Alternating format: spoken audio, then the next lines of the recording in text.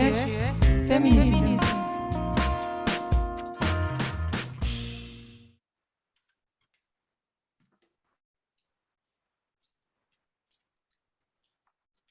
네, 안녕하세요. 오늘 3시의 페미니즘 언론 제목 손가락은 가라 평등의 팬이여 오라 시작하도록 하겠습니다. 네, 저는 오늘 진행을 맡은 장애여성 공감에서 활동하고 있는 김다정이라고 합니다. 네, 반갑습니다. 오늘 해볼 얘기는요. 네, 이제 차별에 관해서 얘기를 하게 될 때 저희가 주로 어떤 소식을 접할 때 언론을 통해서 많이 접하게 되는데요. 요즘은 좀 더 채널이 다양해졌다고 하지만 여전히 그 언론을 통해서 좀 소식들을 많이 접하게 되는데 이 언론에서 어떻게 다루느냐에 따라서 여론이나 사람들의 인식이나 이런 게 굉장히 중요하다는 생각이 들고, 그래서 이 차별과 평등에 대해서 얘기할 때도 언론에 대해서 좀 같이 해볼 얘기가 많지 않을까 하여 오늘 좀 이런 자리를 만들게 되었습니다. 그래서 이렇게 흩어져 있는 말들을 하나로 좀 모아서 어떤 의견으로 만드는데 되게 막강한 힘을 가지고 있는 언론에 대해서 함께 얘기 나눌 세 분을 저희가 모셨는데요. 네, 한 분씩 소개해 주시면서 시작해 보면 좋을 것 같습니다. 안녕하세요. 저는 한겨레 신문에서 젠더 데스크라는 역할을 하고 있는 이정연 기자입니다.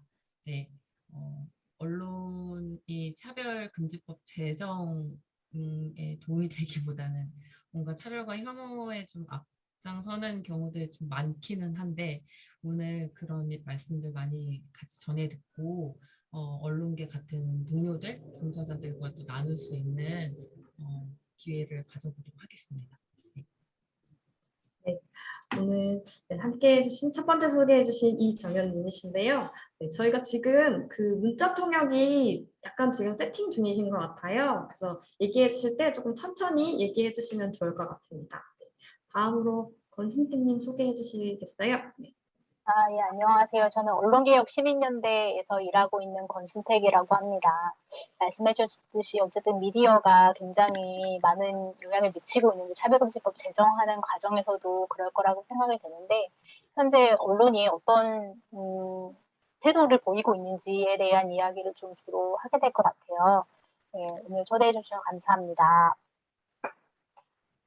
반갑습니다. 네, 오늘 또 언론이 어떤 태도를 가지고 또 보고 있는지 얘기를 많이 나눠주실 것 같은데요. 네, 다음은 은사자님 소개해 주시겠어요? 네, 안녕하세요. 저는 한국여성민우회 성평등 미디어팀에서 활동하고 있는 은사자라고 합니다. 오늘 언론과 소통들 그리고 차별에 대한 다양한 이야기 함께 나눌 수 있을 거라 기대하면서 참여하였습니다. 반갑습니다. 반갑습니다. 네. 저희 세 분을 조금 모시고 소개를 들어봤는데요. 네, 저희가 이제 오늘 총 3개의 주제로 좀 얘기를 진행을 해보려고 하는데, 먼저 이제 첫 번째는 이제 좀 언론에 대해서 좀 차별과 언론 얘기를 하게 될 때 어떤 이슈들을 좀 구체적으로 얘기를 나눠볼 수 있을까? 최근 현안을 중심으로 좀 얘기를 시작을 해보려고 해요. 오래전부터 좀 계속 지적되어 왔던 걸로는 여성에게만 무슨 여를 붙인다던가, 성별 표기를 남성과 여성 둘 다 나오는 기사 안에서 여성만 표기한다던가, 이런 기본값에 대한 얘기들 되게 많이 지적받아 온 것들이 있는데요. 이런 것들을 좀 포함해서 좀 언론에서 어떤 차별을 좀 하고 있는지 이런 현황부터 좀 얘기를 같이 나눠보려고 합니다. 네. 그럼 선생님부터 한번 얘기를 열어봐 주시겠어요? 네, 말씀해주신 부분에서 손가락 모양 이슈에 대한 생각 나눔이라는 부분이 있어서 그 부분 더 말씀을 드릴 수 있을 것 같은데, 사실 말도 안 되는 일이 벌어진 거거든요. 그러니까 처음에 커뮤니티에서 이런 일들이 벌어지고 있다는 글을 봤어요. 그래서 그때까지는 에이, 곧 잦아들겠지 싶었거든요, 사실은.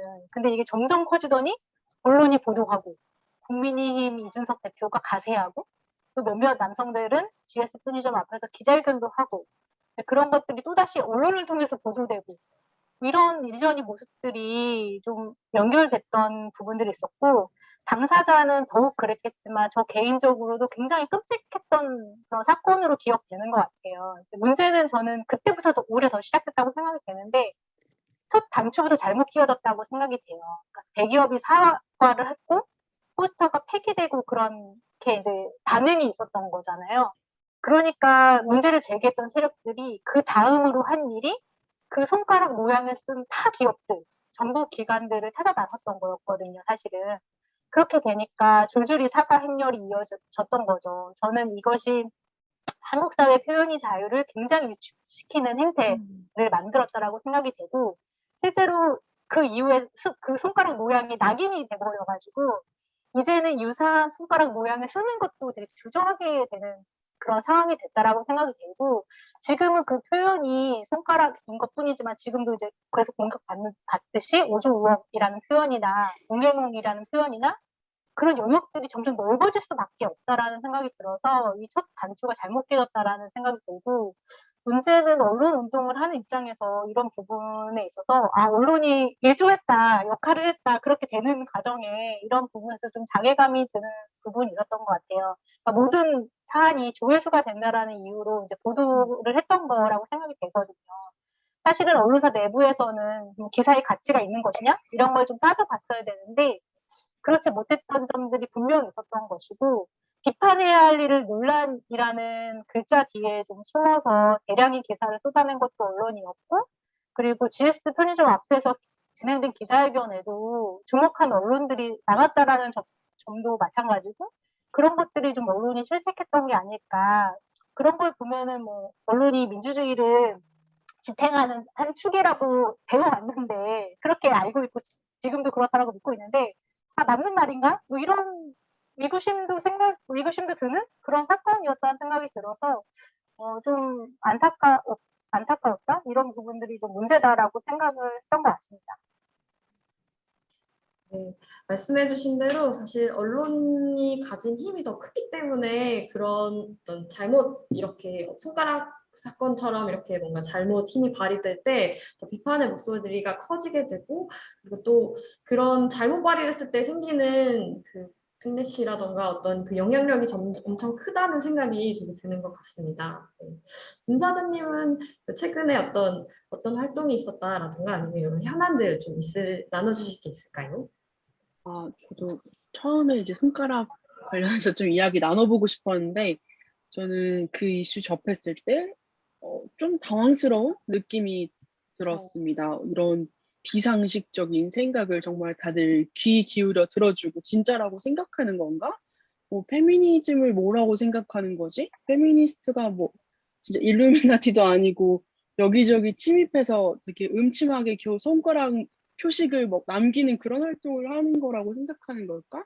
라는 생각과 함께 남성들이 뭔가 일베들이 했던 어떤 행동들이 떠오르면서 온갖 직군에서 그 일베의 문양을 남기면서 했던 행동들이 떠오르면서 본인들이 그렇게 사니까 뭔가 여성들 또한 그럴 것이다라고 생각하나 보다 이런 생각과 함께 아까 선택님도 얘기해 주신 것처럼 기업과 공공기관에서 그런 문제 제기를 되게 허겁지겁 받아들여서 이미지를 얼른 수정하는 모습을 보면서 이게 되게 큰일인가? 이런 생각을 좀 믿기 어려운 생각이 들었는데, 주변인이나 혹은 주변인의 뭐 아는 남성들을 만나보았을 때는 실은 그 사람들은 그렇게 생각하지 않는다라는 것들을 확인하기도 했었거든요. 남성인 본인도 그런 이야기가 좀 과도하고 되게 상식적이지 않다라고 이야기하는 순간에 몇 번 마주하면서 이거 언론에서 부풀려서 이야기하는 거구나 그런 생각이 굉장히 많이 들었고, 기자들이 뭔가 커뮤니티를 취재원 삼아서 계속 그들의 목소리를 유통시켜주고 이것을 일방적으로 갈등으로 만들어 버리는 거 참 문제다. 왜 페미니스트의 목소리를 듣지 않고 그런 방식으로 한쪽의 목소리만 유통시키고 그것을 어떤 사회 문제로 만들어 가고자 하는가라는 것이 굉장히 화가 나는 최근의 이슈였던 것 같습니다. 네, 맞습니다. 저도 그래서 요 사건을 딱 접했을 때 사실 일단 그렇게 유치하게 할 거라고 생각하는 거에 조금 놀랐고, 그런 게 아주 소수긴 하지만, 아주 소수인지 잘 모르겠지만 소수긴 하지만 어쨌든 그게 진심으로 그럴 거라고 여기는 사람들이 있고, 그리고 또 그거에 호응해주는 대기업들과 그리고 그것을 계속 부풀려가는 그 언론의 이렇게 하모니들을 좀 보면서 이게 가능하구나, 이게 되는구나 이런 생각을 좀 했던 것 같아요. 어떻게 이렇게 안 좋은 방향으로는 이런 게 정말 귀신같이 잘 작동을 하지라는 좀 그런 마음을 좀 가졌었던 것 같고 그래서 이런 게 좀 좋은 방향으로 잘 시작이 되면 정말 언론이 좀 할 수 있는 것들이 되게 많겠다는 생각도 동시에 저는 좀 들었던 것 같습니다. 네. 한겨레 젠더데스크에서 지금 활동하고 계시는 어쨌든 현직에서 기자로서 좀 요 바라보시는 시각도 조금 달랐을 것 같은데요. 요즘 현안이나 요 손가락 사건에 대해서 좀 어떻게 보셨을까요, 장님은? 일단은 참 고민이 많은 게 어떤 일부 소수의 의견, 그러니까 전체의 의견은 분명히 아닌 거죠. 근데 그 남초 커뮤니티 발의 의견을 담아서 기사가 이제 나오기 시작할 때부터 저희의 고민이 시작됩니다. 특히 이제 저희 한겨레 같은 경우에는 이게 사람들이 와글와글 하는 게 보이는데 이걸 또 섣불리 썼다가는 똑같은 스피커 역할을 하는 거 이상 이하도 아닌 셈이 되고 근데 또 어느 사이 그래서 너무 이걸 바로 쓰지 않고 이 움직임과 비판할 점들을 좀 생각을 해서 이렇게 쓰려고 하면은 좀 약간 또 뒤늦은 셈이 돼버리는 거예요. 그들의 어떤 프레임과 논리는 다 만들어지고 논리라고 하기는 어렵죠. 어쨌든 억지 주장의 어떤 그 구조가 만들어지고 그 뒤에 이제 저희 같은 경우엔 이거는 분명한 백내시인 점을 좀 말씀을 드렸는데 지금 괜찮으신가요? 마이크 잘 안 들리신다고 하셔서 괜찮을까요? 잘 들립니다. 네, 다행입니다. 네, 그런 백래시인 점 그리고 이게 갈등과 논란이 아니라 이게 정말 억지 주장인 점을 좀 지적을 했었는데 그게 다만 저희가 아쉬웠던 거는 아 이거 좀 더 빨리 썼어야 됐나 이런 생각이 들더라고요. 그러니까 그런 고민이 참 많아요. 어떤 사안을 너무 키워주지 않으면서도 바르게 지적을 한다라는 게 참 왜냐면은 또 언론에서 이게 속보가 다가 아니라고 하지만은 결국에 포털에서 장악되는 거는 어떤 그런 먼저 쓰고 많이 쓰고 제목을 자극적으로 써서 조회수를 올리는 기사들이 위로 올라가는 거거든요. 그래서 이런 구조에서 도대체 어떤 선택을 해야 되나라는 게 참 저희한테 요즘 큰 고민이고 그런데도 이제 제가 여러 군데에서 이 관련한 이야기들을 했었는데 부탁받은 거는 이게 결국에는 GS 사태라고 해서 나중에 사람들이 검색을 할 건데 그 검색을 했을 때 정확하고 바른 시각으로 쓴 기사가 하나라도 있어야 된다. 없으면 안 된다. 그렇기 때문에 늦다고 판단하더라도 그때라도 쓰고 그래야지 이게 결국에는 아카이빙이고 결국엔 나중에는 사람들이 기억하는 역사가 될 텐데 그때 제대로 된 어떤 이 현상을 보여주려면은 그걸 늦었다고 포기하지 말고 최대한 적극적으로 쓰길 바란다라는 이야기를 많이 해주셨어요. 참 논란 저널리즘이라는 말도 있더라고요. 모든 것에 논란이라는 말을 붙여서 쓰는 것. 근데 논란이라는 거는 어떤 정말 균형이 잡힌 어떤 상대방이 서로 있을 때에 가능한 것인데 참 이번에 한쪽의 어떤 억지 주장을 이렇게 기사화하는 그런 언론들 기사들을 접하면서 참 이 논란 저널리즘이라는 걸 우리가 참 많이 경계해야 되겠다 앞으로 이런 혐오와 차별 부분에 있어서도 뭐든 다 논란을 붙이거든요 여전히 그래서 그런 것들을 좀 경계하는 것들이 저희에게는 언론인들에게는 제일 필요하겠다라는 생각이 많이 들었어요. 네. 네, 논란 저널리즘이라는 말이 되게 확 와닿는데요. 네, 이렇게 차별의 구조 속에서 사실 이 언론이 어떤 위치에 있게 되는가를 세 분 다 조금 얘기를 조금씩 언급을 해주신 것 같아요. 그래서 구체적으로 이 부분을 조금 더 깊게 얘기를 나눠보려고 하는데요. 정현님이 말씀해주신 대로 사실 그런 좋은 기사들을 많이 남기는 것도 중요하지만 한편으로는 사실 이 기사에 사람들이 얼마나 호응해주는가도 되게 그런 기사들이 많이 생겨나는데 좀 중요하다는 생각이 저는 정현님 얘기를 들으면서 들게 되는 것 같아요. 네. 그래서 다음 주제 이제 2번으로 넘어가 보겠는데요.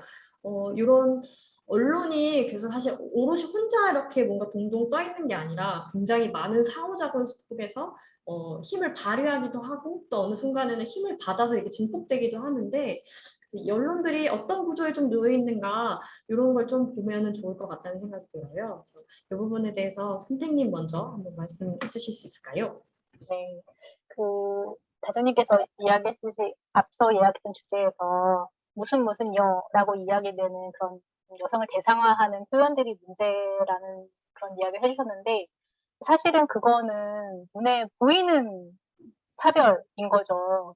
근데 사실은 언론의 그런 언론 기사들을 보다 보면은 눈에 보이지 않는 차별을 어떻게 언론들이 만들어내고 있는가, 이런 부분들이 저는 더 중요하게 좀 주목해야 되는 부분이라고 생각이 돼서 그런 이야기들을 좀 해볼 수 있을 것 같은데, 제일 먼저 이야기되는 것은 중립적인 척하는 기사들이라는 생각이 들어요.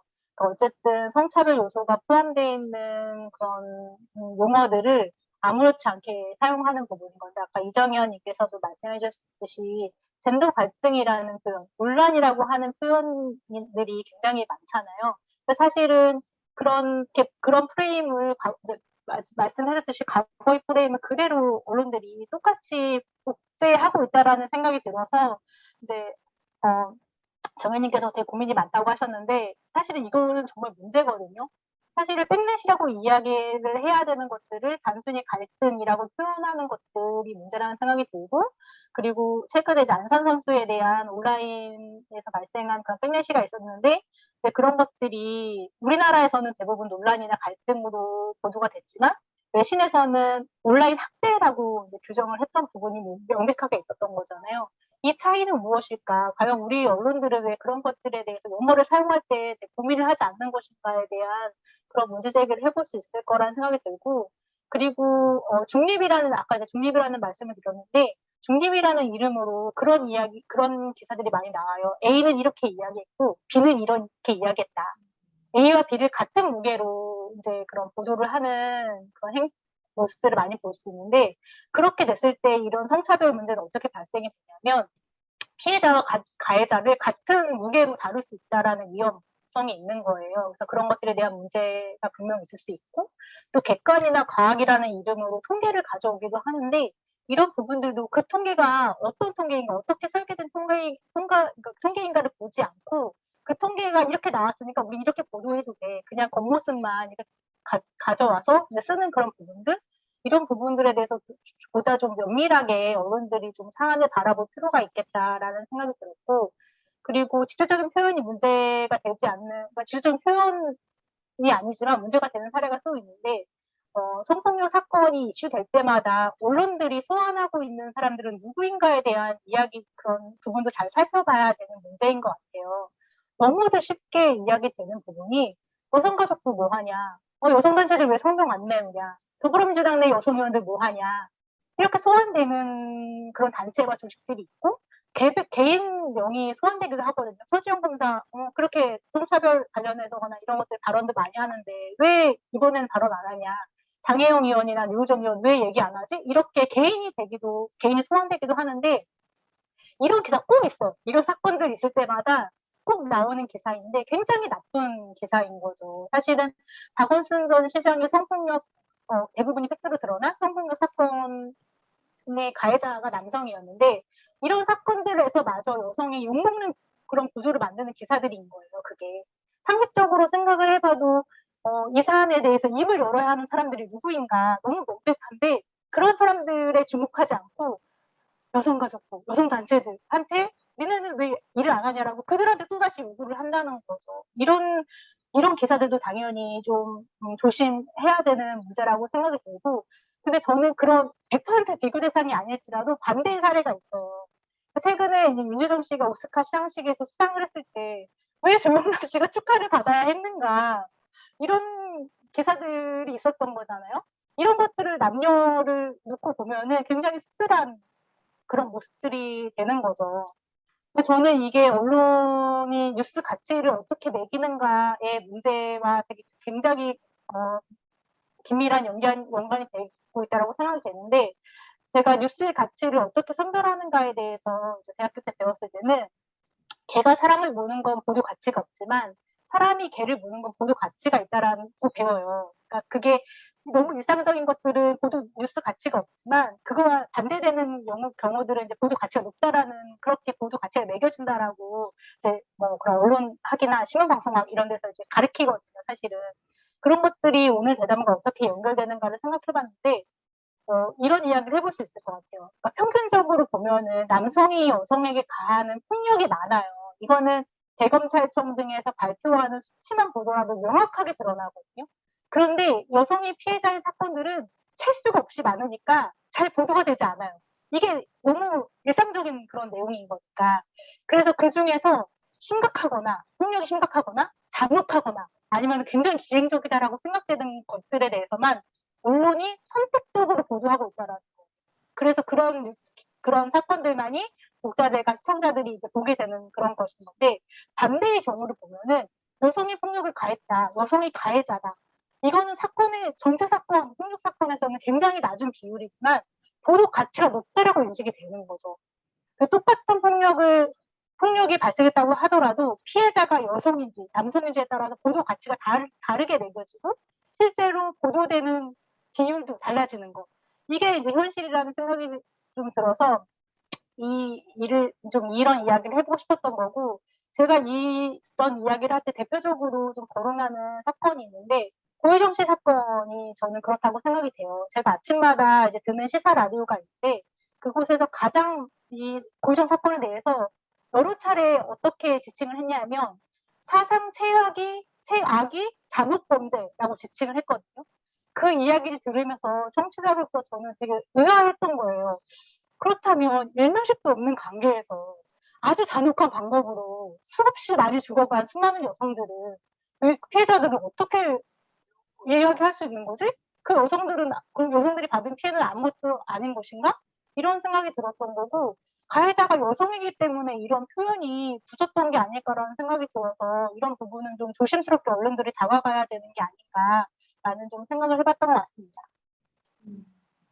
네, 말씀해주신 대로 사실 어떤 성별에 따라서 비슷한 양상의 사건이 다르게 좀 보도되는 것들을 굉장히 많이 접하게 되고, 또 그런 걸 볼 때 그 사람의 그 기사를 쓴 사람들의 관점을 간접적으로 보게 되는 것 같아요. 아까 말씀해주신 대로 어떤 보도 가치를 측정하는 그 구조 안에 저는 이미 일상적으로 만연한 구조를 바라보기 힘든 것들이 좀 담겨 있지 않는가.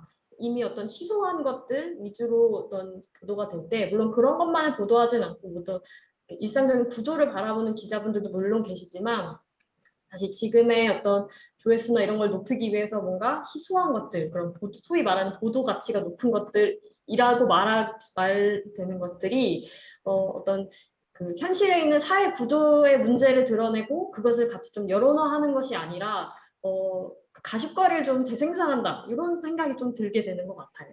그래서 이런 부분 되게 중요하게 얘기를 나눠주셨는데요.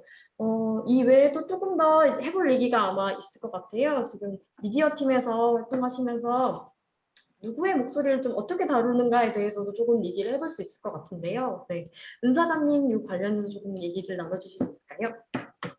네, 그래서 방금 다정님께서 누구의 목소리를 더 크게 언론이 다루는가에 대한 질문을 주셨는데, 이 질문을 들으면은 전 누구의 목소리를 더 크게 다루는지도 중요하지만 누구의 목소리를 실은 어떻게 다루는가가 중요하다라는 생각이 많이 들었는데요. 최근에 이제 민우에서 내부적으로 활동가 세미나를 진행하면서 이제 이슈를 살펴보는 시간에 청년 담론, 뭐 공정 관련된 기사를 읽었었는데, 거기에서 소환된 청년 당사자들은 다 이제 남성이더라고요. 그래서 읽으면서 뭐야, 청년 전부 다 남자도 아닌데 왜 이런 식이지라고 하면서 분노했던 기억이 있는데, 그렇다면 청년 여성은 어떤 순간 소환되는가라고 했을 때 굉장히 한정적이다라는 생각이 들거든요. 바로 떠올릴 수 있는 거는 성폭력 관련된 문제라던가 아니면 안전 관련된 문제.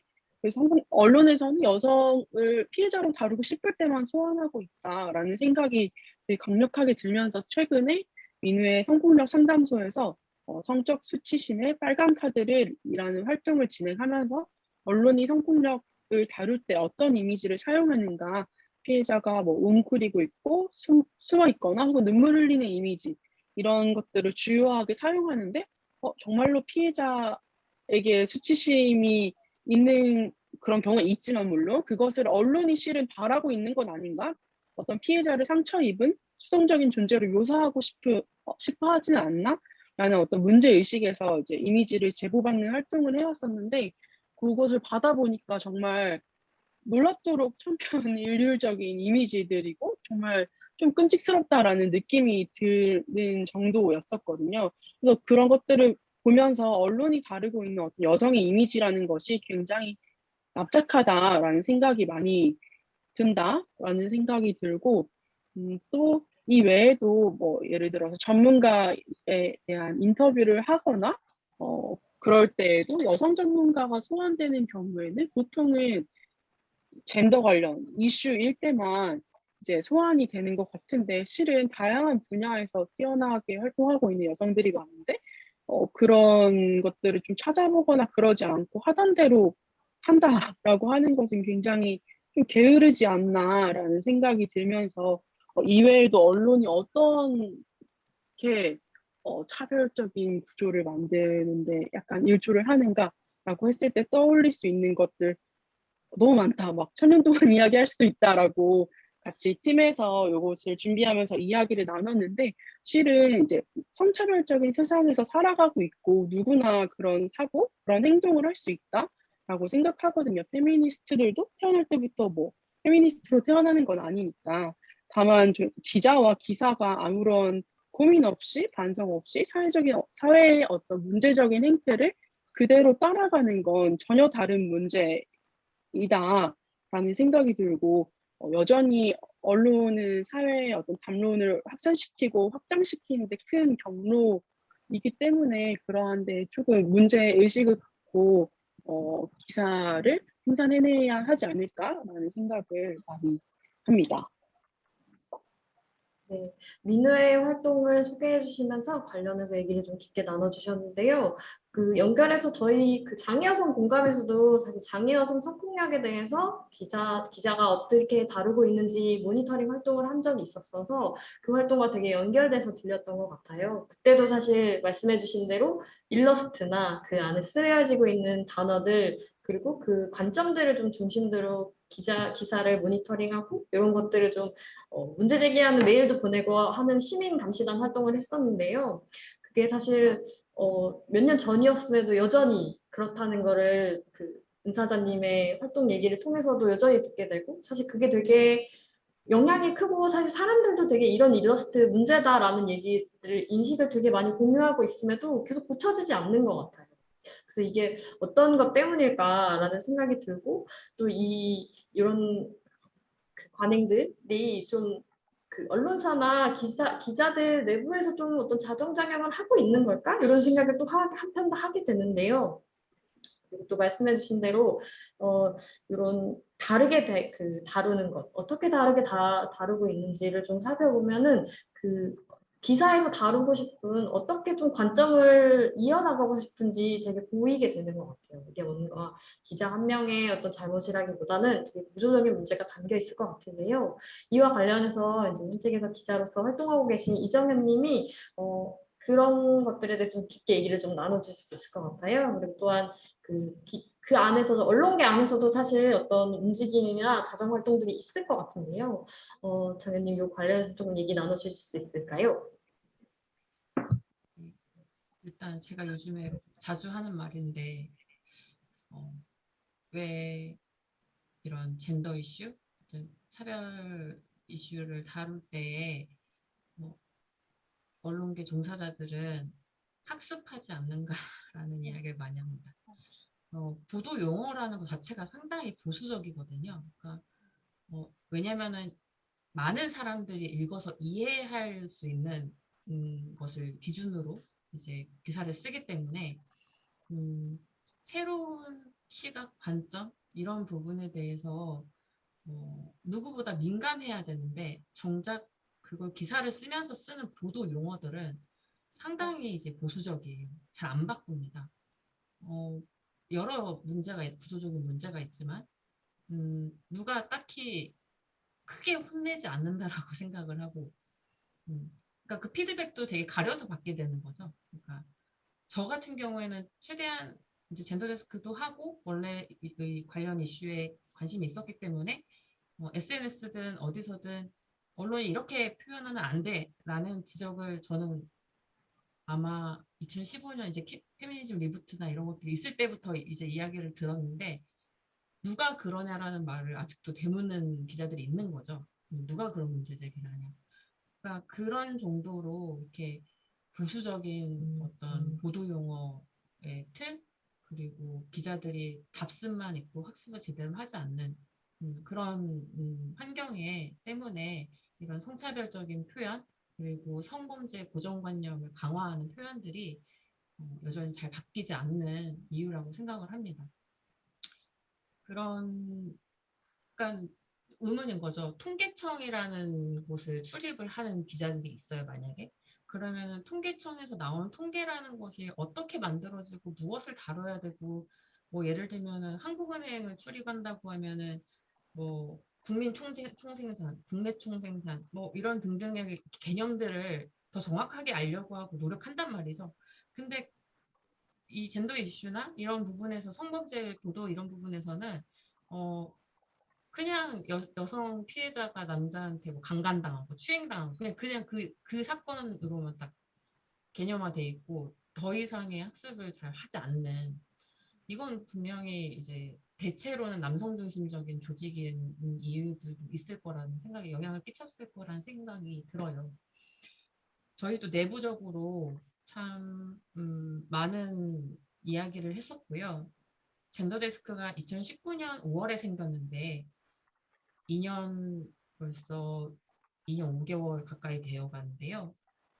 이게 왜 생기게 됐냐면 저희가 그런 외부의 독자들의 지적, 왜 계속 이런 일러스트를 쓰냐, 이런 표현을 쓰냐, 몹쓸 짓이라는 쓰냐, 이런 표현 그런 것들을 이제 내외부에서 의견들이 많이 모아졌고 그거를 좀 바꿔야 된다면 어떻게 바꿔야 될 것인가 논의하는 중에 많은 언론계 종사자들이 좋아하는 뉴욕타임즈에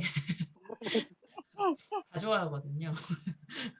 보수 진보 가리지 않고 다 좋아하는 뉴욕타임즈에 젠더 에디터라는 제도가 있다는 거예요.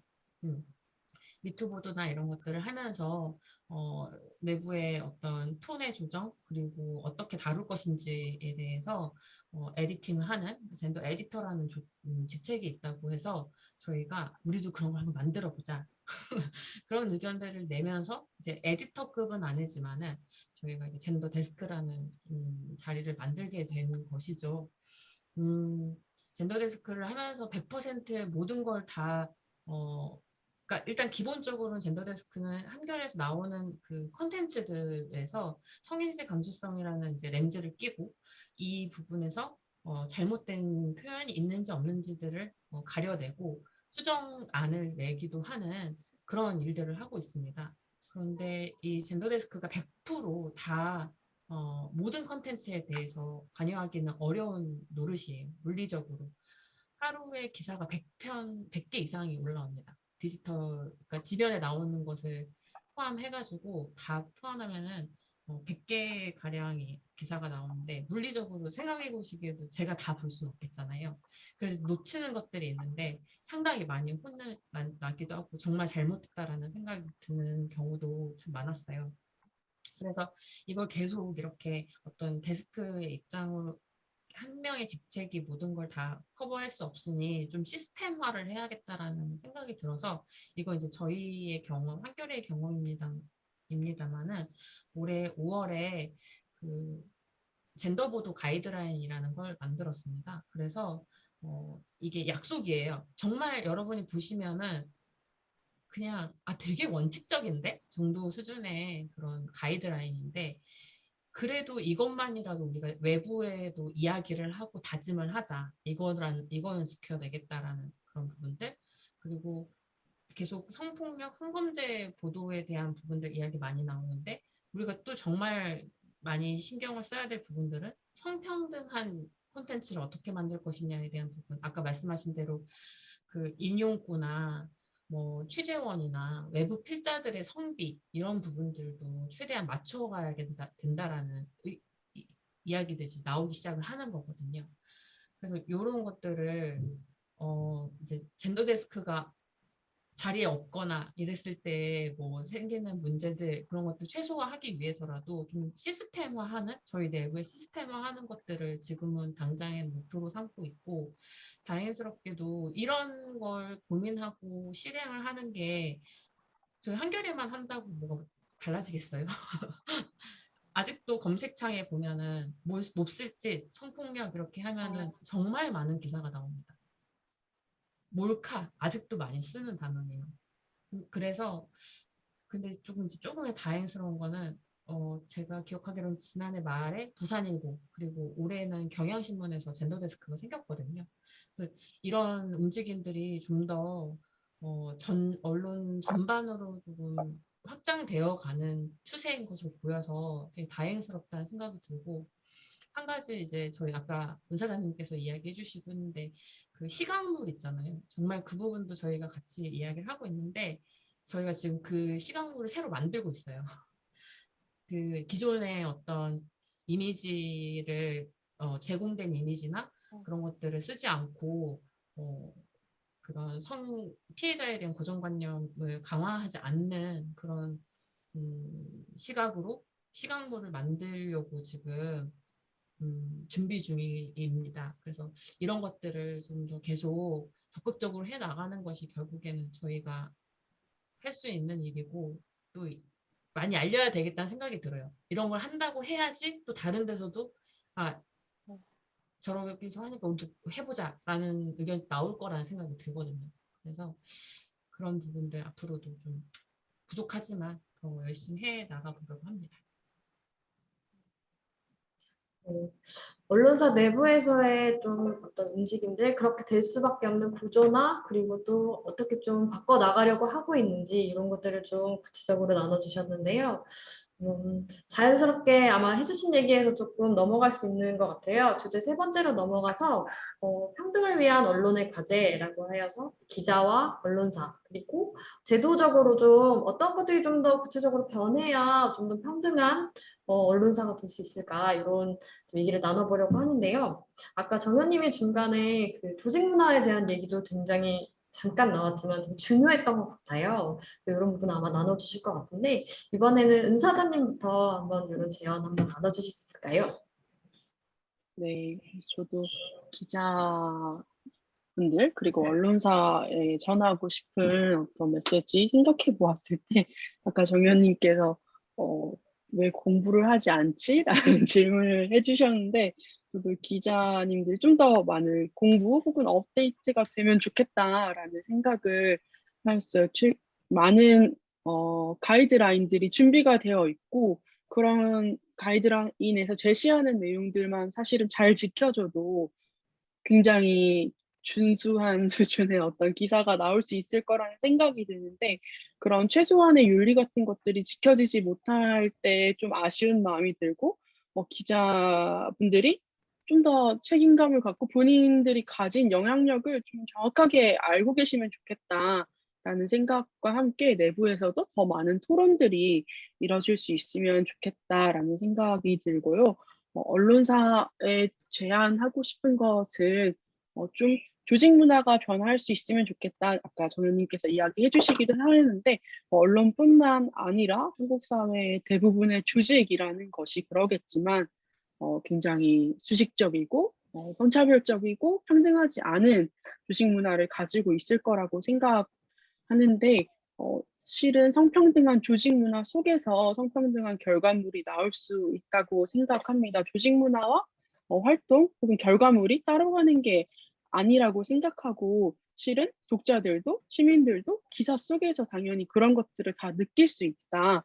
그렇기 때문에 좀 더 우리가 더 좋은 조직 문화로 나아가려면 어떤 것들을 고민해야 할까라는 것들을 좀 언론사 내부에서 특히 저희가 성폭력 상담소에서 성평등한 조직 문화 만들기 관련 활동을 진행하였을 때 많이 이야기되었던 것 중에 하나가 조직의 결정권자가 이 성평등이라는 가치에 동의를 하게 되었을 때 이 조직이 얼마나 또 다른 방식의 활동을 진행해 나가는가라는 것들을 여러 가지 사례를 통해서 접할 수 있었는데요. 그래서 더 많은 여성들이 그런 결정권자의 자리에 앉을 수 있으면 좋을 것 같고, 네, 결정권을 가진 사람들이 더 빨리 변화를 해나갈 수 있는 어떤 언론사들이 많아질 수 있으면 좋을 것 같습니다.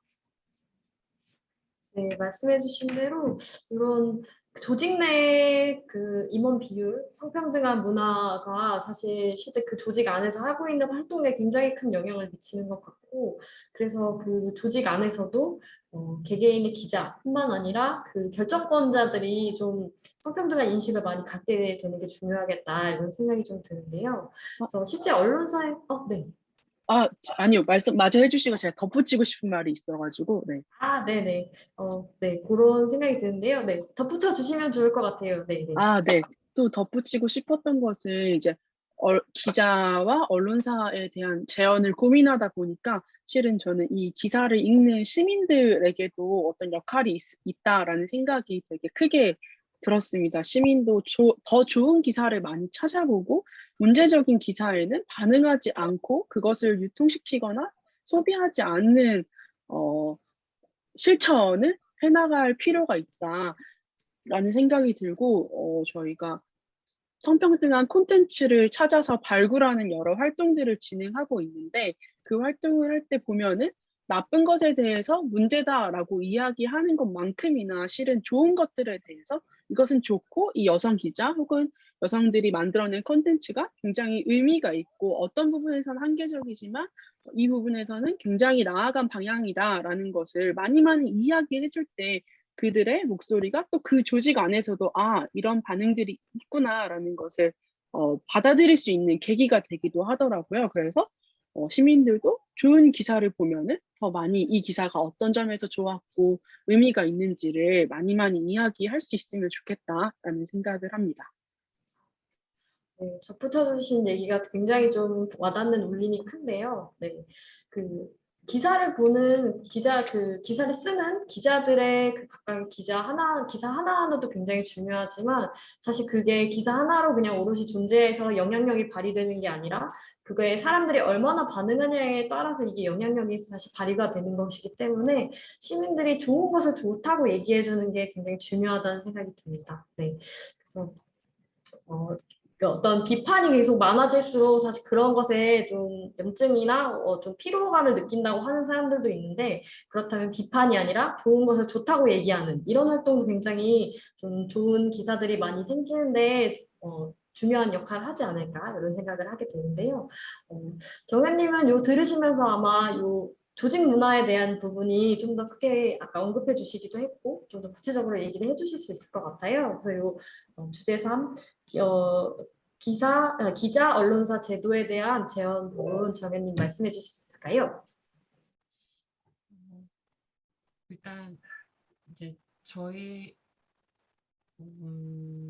여성 젠더 데스크와 젠더 보도 가이드라인을 만들면서 제가 약 1년 4개월 정도 젠더 데스크를 하면서 느꼈던 점은 이 의사결정권자의 성별 다양성이 얼마나 확보되느냐가 이런 저희 제도적인 부분, 시스템화하는 부분에 정말 큰 영향을 미친다라는 거를 많이 느꼈어요. 그러니까 실제로 그러한 거를 확인을 한 거죠.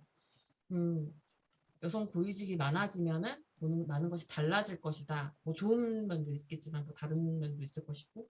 근데 과연 그럴까라는 의문은 이제 저에겐 풀린 상태입니다.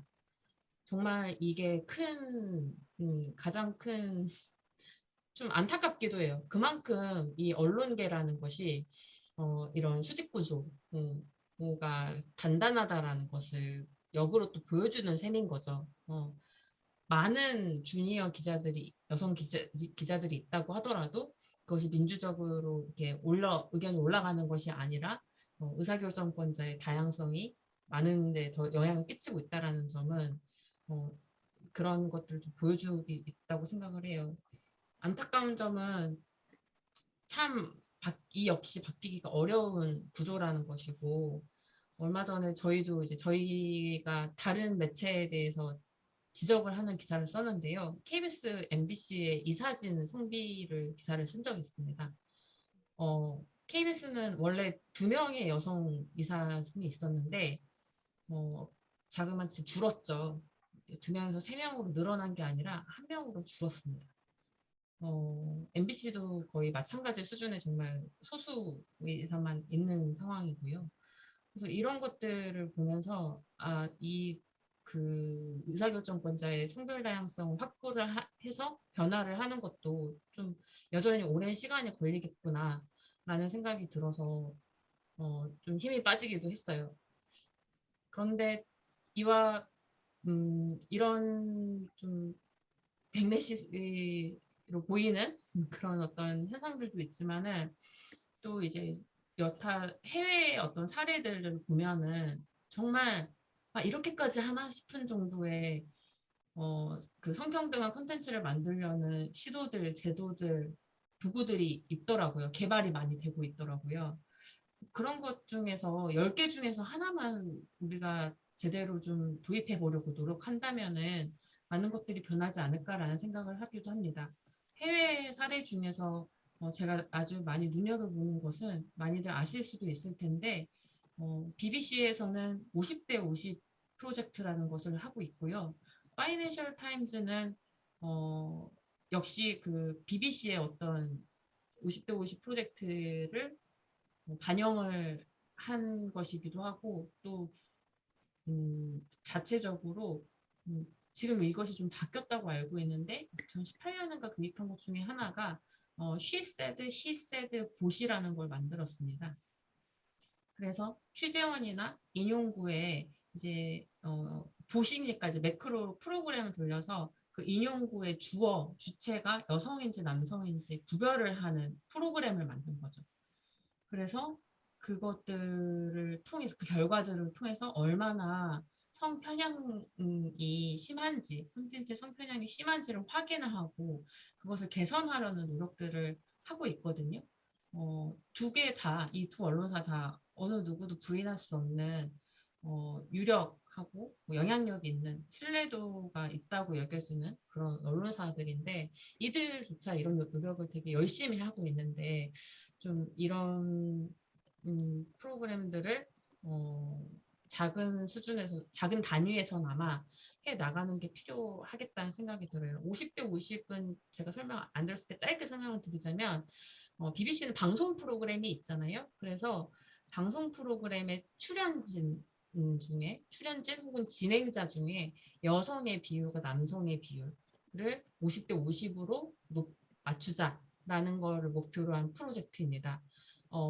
이 사람들이 뭐 특별한 도구를 쓰는 게 아니고 심지어 수기로 이렇게 작성을 한다고 합니다. 그 담당자들이. 우리 프로그램 몇 명이 있고. 그래서 그거를 집계를 해서 우리가 얼마나 성편향에서 멀어지고 성평등에 가까워지고 있는지를 매년 보고서까지 내고 있거든요. 이런 것들을 좀 제도화하는 것 혹은 제도화까지는 언론사 내에서 이런 제도화까지 하기 어렵다라면은 네, 아무래도 어디 뭐 기자협회든 아니면 되게 어떤 모니터링이나 이런 옴부즈만 이런 활동을 하는 그런 데서 이런 것들을 도입해봐도 좋지 않을까라는 생각을 해봤습니다. 네.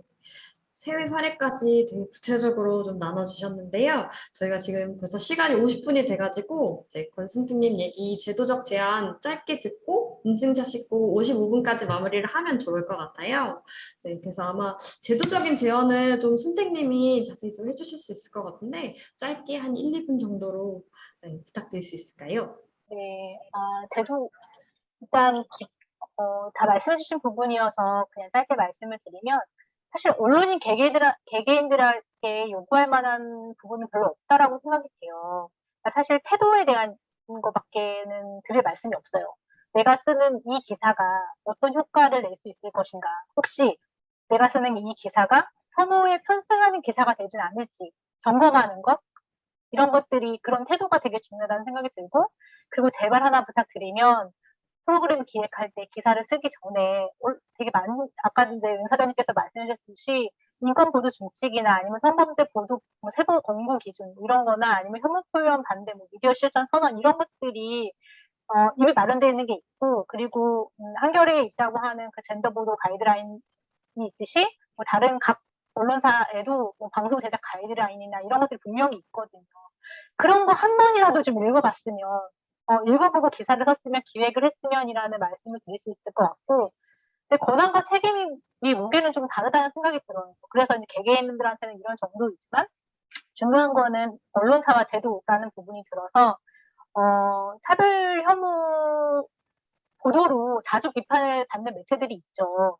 근데 그런 매체들과 이제 이 부분에서 많이 비껴 있고 때로는 많이 그런 수상을 하기도 하고 칭찬을 받고 있는 한겨레 같은 경우에 처음 들어가는 신입 기자의 성평등 인식이 많이 다를까? 이런 걸 궁금해할 수 있잖아요. 저는 그렇지 않을 거라고 생각이 되거든요. 중요한 거는 그 조직에 들어가서 어떤 동료들과 같이 일을 하고 있고 어떤 문화 속에서 일을 하고 있고 어떤 시스템 속에서 일을 하고 있는가. 그래서 그런 혐오 보도가 나가지 않는 그런 시스템을 만드는 거라고 생각하기 때문에 그런 시스템이 더 중요하다는 생각이 들어요. 아까 전에 이제 그 결정권자의 무게 이런 이야기를 했는데 그래서 안타까운 게 저는 그런 거였던 것 같아요. 2019년도에 이미 그런 국가인권위원회에서 성평등 미디어를 위해서 방송 정책을 담당하는 기구들에 대해서 특정한 성이 10분의 6을 넘지 않도록 제도화해라 이런 걸 권고한 적이 있거든요. 이거에 따르면 방송통신위원회나 아니면 방송통신심의위원회나 공영방송이사회 이런 등에서 이런 좀 특정 성이 치우치지 않도록 해야 한다라는 그런 제도를 만들었어야 되는데 그런 걸 하지 못했어요. 전혀 받아들여지지 않았고 이제 그 정면님께서 말씀하셨듯이 이런 조직들이 그 이후에 임명들이 어떻게 됐는가 보면은 한숨밖에 안 나오는데 방송통신위원회는 5명 중에 1명이 여성이에요. 그리고 방송통신심의위원회는 9명 중에 여성이 2명이고 이제 말씀하셨듯이 KBS 이사회에서는 11명 중에 1명이 여성, MBC 대주주인 방송문화진흥회는 9명 중에 2명이 여성이고 어젠가 인사가 났는데 EBS 이사회도 9명 중에 여성이 2명이에요. 이게 과연 성별만 그럴까라는 생각이 들어요. 이런 부분들을 지역화, 세대, 학력, 성적 지향 여러 가치들이 있는데 이런 가치들을 과연 다양하게 좀 담을 수 있는 그릇인가?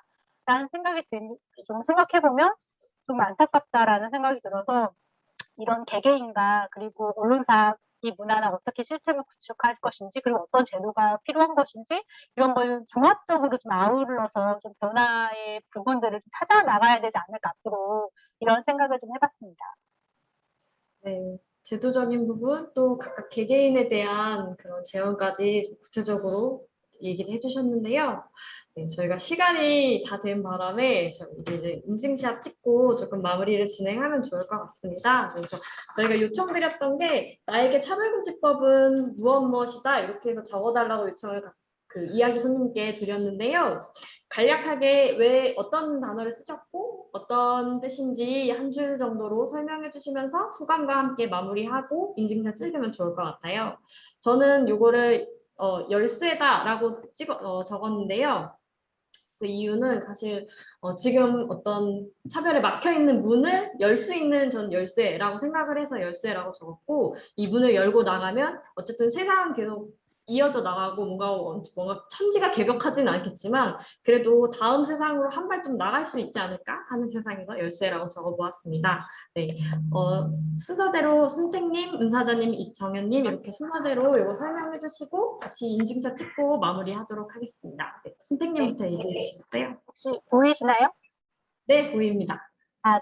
저는 내계 차별금지법이란 상식 사회로 가는 주춧돌이라고 썼는데요.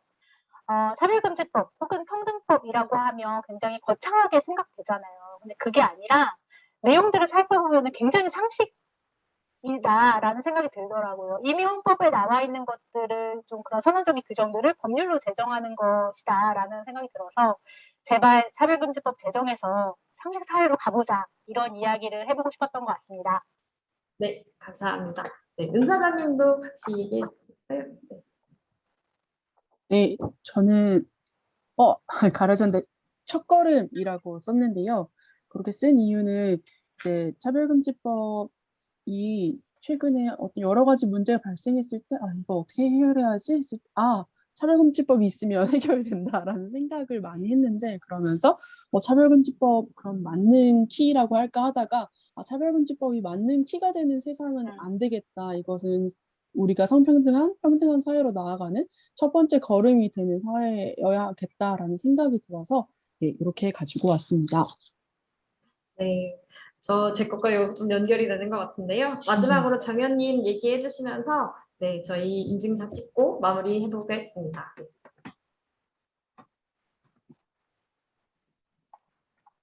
정현님 소리가 안 들리는 네네. 것 같아요. 저는 나에게 차별금지법은 일일이다라고 표현을 해봤어요. 저희가 어딘가에 이제 신고할 때가 있으면은 그것으로 이제 시작이 되는 거잖아요. 그 신고 내용들이 모여가지고 이런 문제들을 사람들이 많이 느끼고 있고 하니 이걸 해결하기 위해서 우리가 어떤 행동을 해야 되겠다, 정책을 만들어야겠다라는 이야기를 하게 되거든요.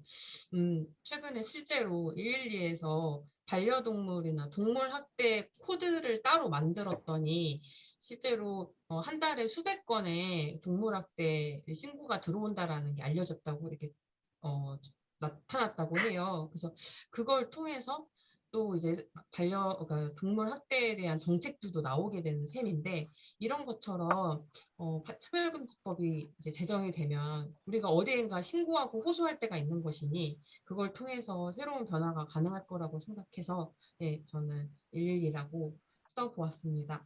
네. 네, 요거 이렇게 한 번씩 들어주시면은 네, 저희 사진 찍고 마무리해 보려고 합니다. 네, 그리고 혹시 사진 찍어주시면 네, 오늘 이야기 손님으로 함께 해주신 분들 그리고 또 함께 청취해주신 분들도 다 모두 너무 감사드리고요. 제가 진행 미숙으로 인해서 시간이 너무 오버돼서 죄송하다는 말씀 드리면서 이 다음 시간도 계속 이어지니까 함께 해주시길 부탁드리겠습니다. 네, 오늘 모두 너무 수고 많으셨습니다. 감사합니다. 네, 감사합니다. 감사합니다. 지금 해. 지금 사회적 합의 됐다고 해. 지금 해.